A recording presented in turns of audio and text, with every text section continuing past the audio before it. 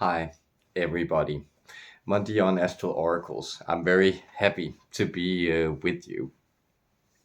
And I wanted to get into the higher chakras, if not literally, then at least energetically in this video.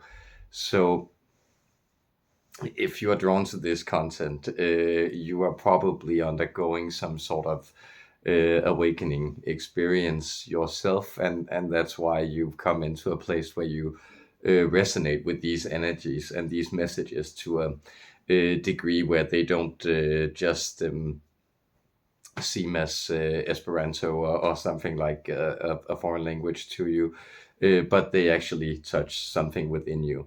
And you probably also discovered that this awakening seems to have components that are both personal, like it has its own personal individual rhythms that you experience in your own experience and in your life. It has its collective rhythms where it seems to be keeping up with changes, moods, rhythms in the overall collective, and like the great changes that we are experiencing in history, and with an intensifying force in these years. And then of course there are also these cosmological scale changes and energetics, and the position of the solar system in relationship to the galactic center and so forth, and so on, and all the positions of the heavenly bodies and those things, which seem to also give us some clues as to what energies we are kind of experiencing ourselves consciously through. So the astrology is kind of the waters that we're steeped in, their temperature and salinity and all those qualities, right? Like what are the base energies that make up for the experience in any moment of time. And it seems as we move up the energy centers in the body, these seven energy centers, the chakras, the main ones that correspond to the first seven dimensions. They of course also are able to interpret, apprehend, and express more and more subtle and refined energies. And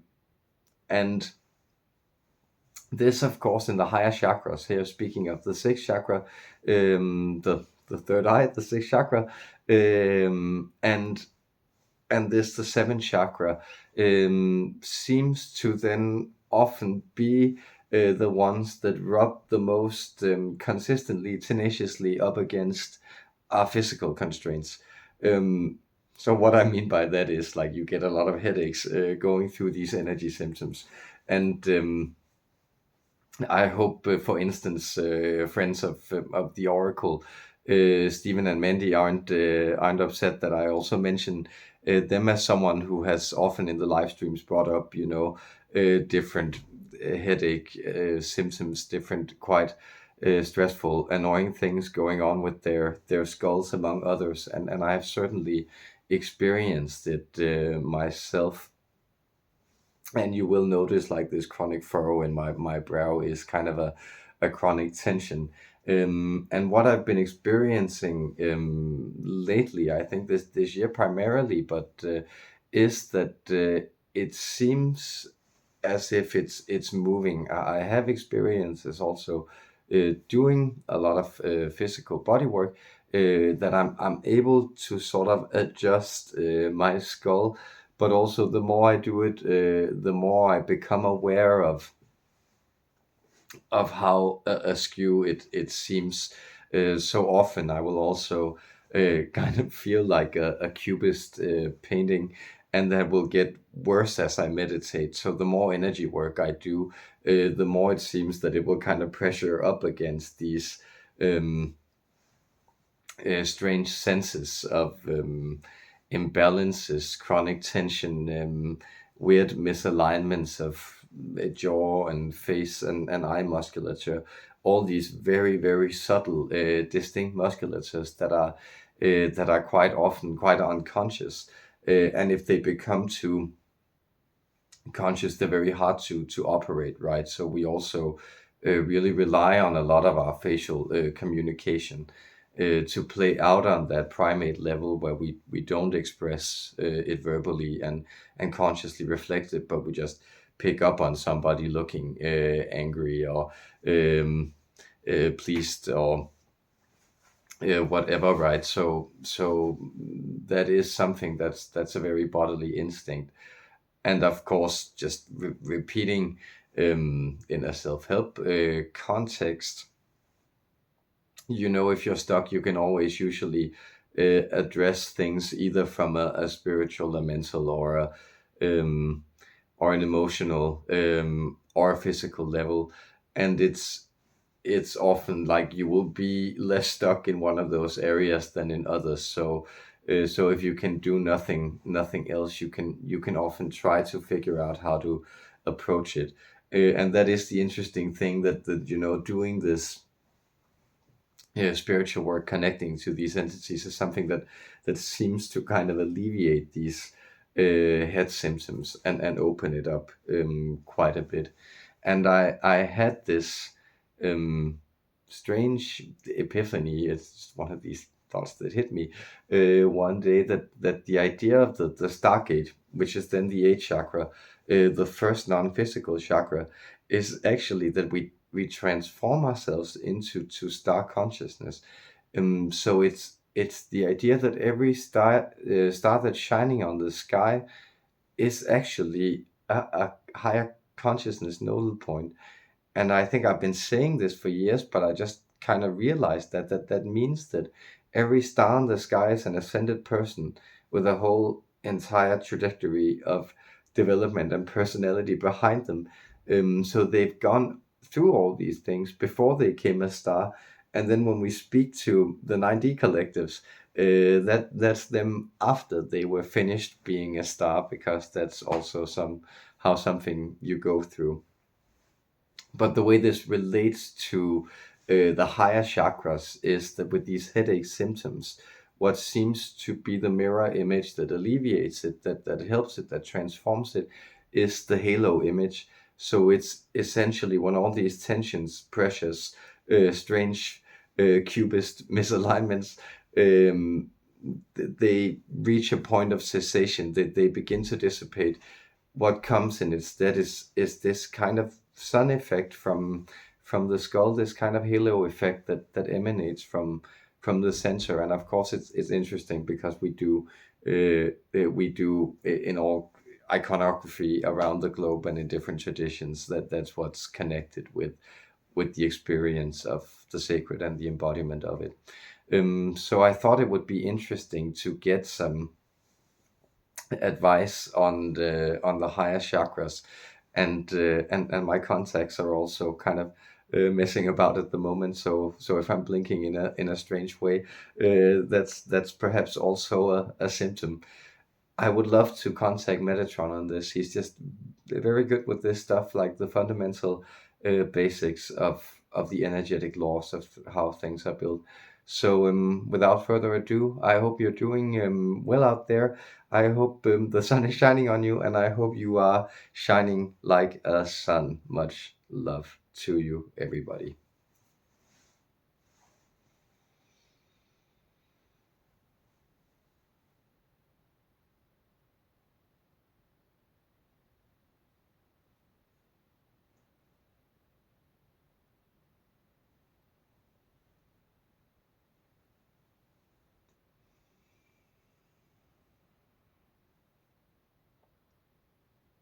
The Archangel Metatron speaks, overjoyed to join you, human beings. My love, my benedictions, my blessings, and the protection of the divine I bring to you in this moment. Have no fear, because all is in its place and all is purposefully unfolding in this all there is. Here we are again assembled in this abstract space, these ethers. You may still feel separate in body. You may still feel separate in self-awareness, But indeed this message, this interchange, this transcends space. There are no walls between us. There are no separations in geography. You are not on one continent and the speaker are in another. You are right here with this voice, with this energy, tying a tether to your heart and transmitting the light of the heavens into you.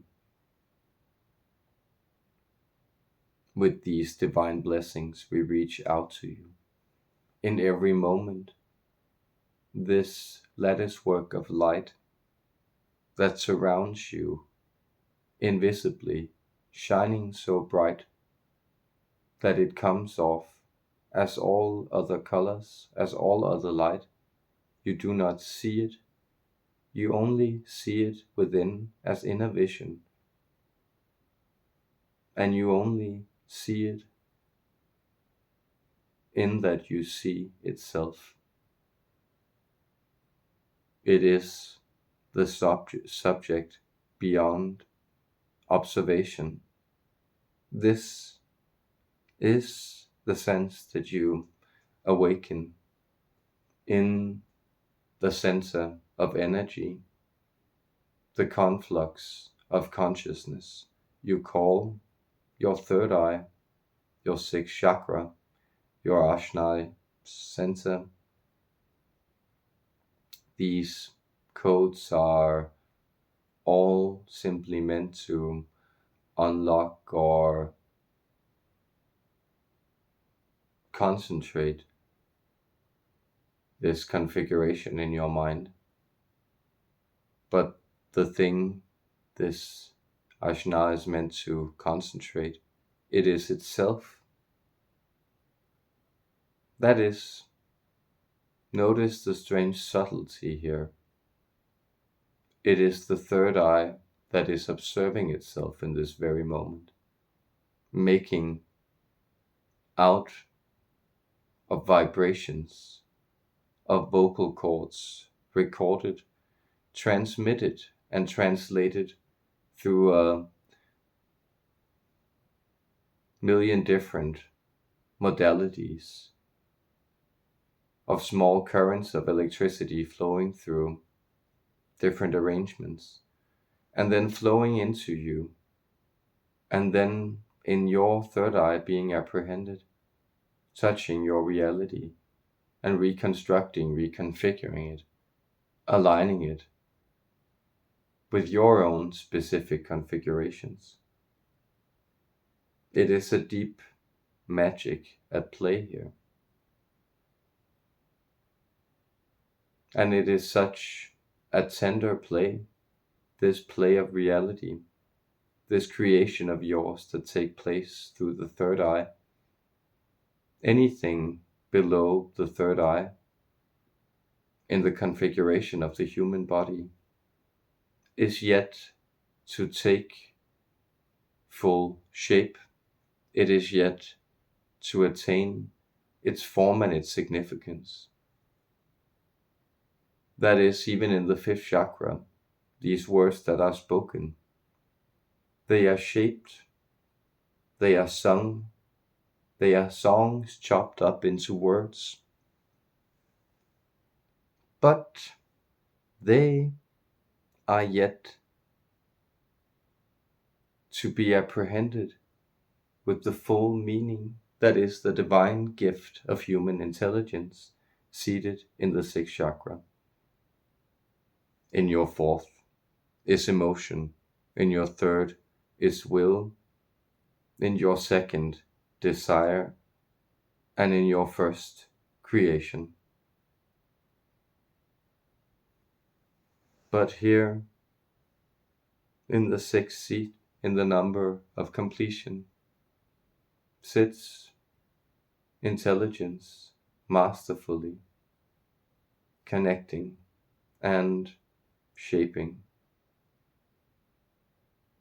So it is the meaning that it brings to the raw flow of creation, the raw matter that arises from the lower senses, refined, it shapes it and molds it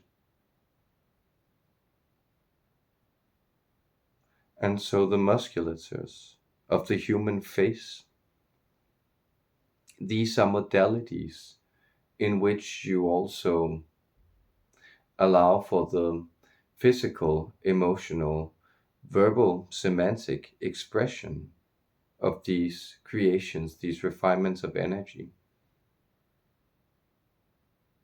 So notice simply how you, by shaping your face, shape your mood. And by shaping your mood, you shape reality around you. And consistently setting one mood or another, well, that recreates reality, not only for you, but for others. Which is exactly why that these masters who master concentration, they are able to dictate the mood in any situation.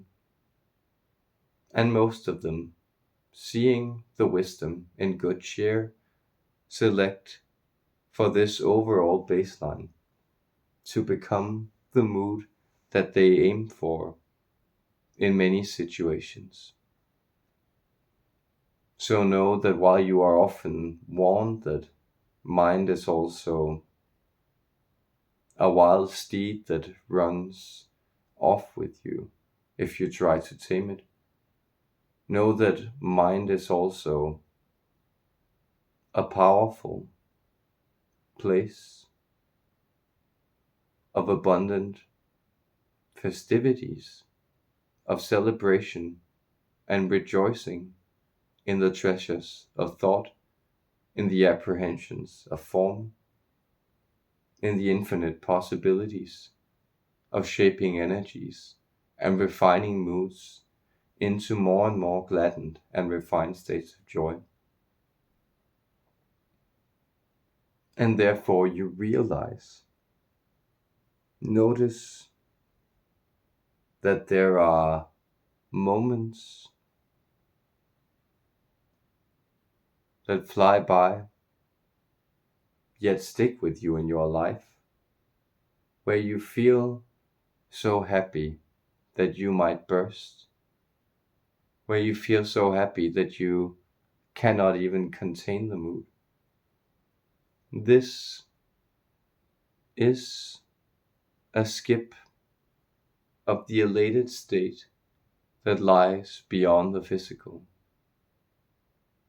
And so, within the crown chakra, within the halo state, the need to shape things with thought, the need to shape things then with the tensions of the face, with the musculatures, the need to physically embody the flows of deep divine energy.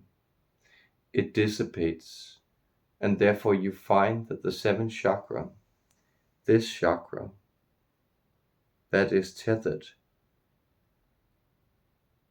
only with a small band of light, lighter than feathers of angels, thinner than the threads of energy that bind the most subtle forms of matter together. This tether is tied to the fluid energies of pure exuberance. Notice there is a choir of angels always singing above you, above the seventh chakra. There are senses of delight,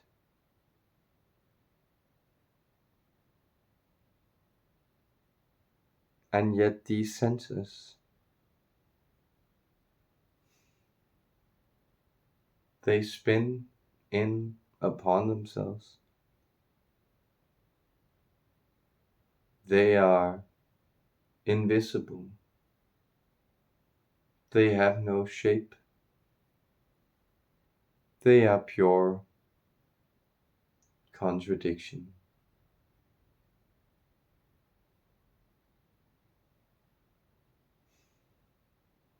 Therefore, unified in the shapelessness of light, you become this pure expression. The only embodiment that you hold is a light body, a floating, bobbing outline of prismatic harmony that only appears to you in your reality by the subtle reflections of a diamond surface that seem to swiftly slide through your field of vision.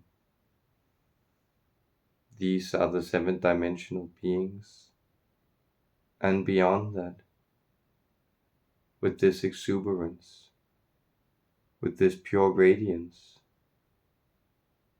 you become that unified light body, that star. And so all of you are in higher reality, where time takes place at once. All of you are already a star. And which star are you radiating as at this very moment? On that deep and endless sky, on that place where there are no limits to hold back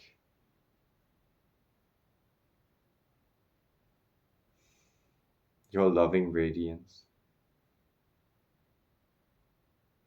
Therefore be exalted and know that you are a part of this all, and this all never parts with anything of itself. With love from the heavens, I, the Archangel Metatron, I bid you farewell with blessings, benedictions, and unconditional love. Peace.